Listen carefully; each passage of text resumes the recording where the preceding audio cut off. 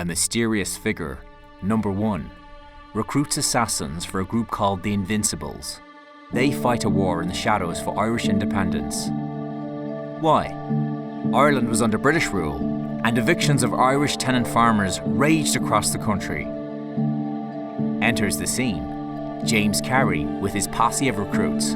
The Invincible lads, James, Daniel, Joe, Thomas, Michael and Tim, have a target. A human target. They commit a brutal and bloody crime, infamously known as the Phoenix Park murders.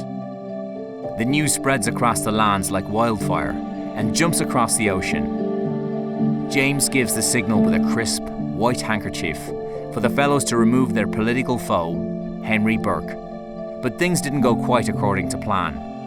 The inoffensive Lord Frederick Cavendish was strolling with him at the time. He was an important man, the husband of Lucy Cavendish, Prime Minister Gladstone's niece. However, social standing did not save his skin that day. He too met his demise. A sad case of wrong place, wrong time. The government gets a message on a card that the Invincibles will stop at nothing for their country. A sly and cunning Inspector Mallon works tirelessly to catch them and put them in Kilmainham jail. James Carey is hoodwinked into believing his Irish brothers have sold him out. Mallon negotiates with James, and in what is considered as the world's first witness protection programme under the British Crown, James is offered a new identity to start a new life in exchange for his testimony. A sad betrayal of the highest order. But without deliberate intent, James tells his tale and his friends are executed.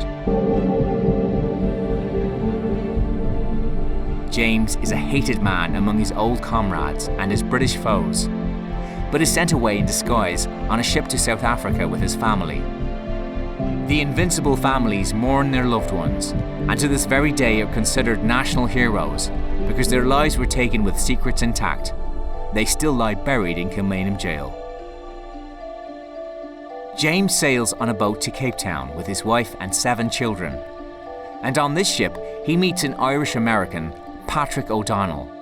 These two men strike up a great friendship, playing cards and drinking ale. Upon arrival in Cape Town, James's cover is no longer intact, and O'Donnell is tipped off about his true identity. O'Donnell is filled with emotions of betrayal.